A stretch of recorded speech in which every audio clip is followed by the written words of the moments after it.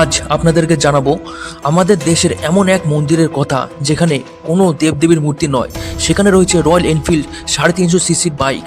রাজস্থানের যোধপুর থেকে 50 কিলোমিটার দূরে অবস্থিত পাল্লি শহরে অবস্থিত এই বুলেট বাবার মন্দির বা ওম বান্না মন্দির পাল্লি যোধপুর হাইওয়ের উপর দিয়ে যে যাত্রীরাই বাইক, ট্রাক অথবা গাড়ি নিয়ে যাত্রা করেন তারা সকলেই এই মন্দিরে পুজো দেন এবং গাড়ির চালকেরা ভোগ হিসাবে মদের বোতল দেন।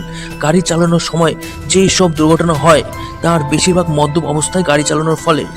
মন্দির ইতিহাসও বেশ রহস্যজনক। আজ থেকে প্রায় 40 বছর আগে ওম সিং রাঠোর নামে এক ব্যক্তির পথ দুর্ঘটনায় মৃত্যু হয়।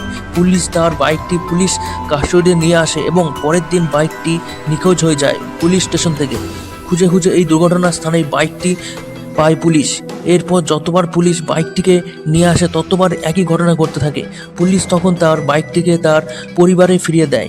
ওম সিং রাঠোরের বাবা মৃত ছেলের স্মৃতিতে এই মন্দিরটি নির্মাণ করেন এবং বাইকটি সেখানে স্থাপন করেন।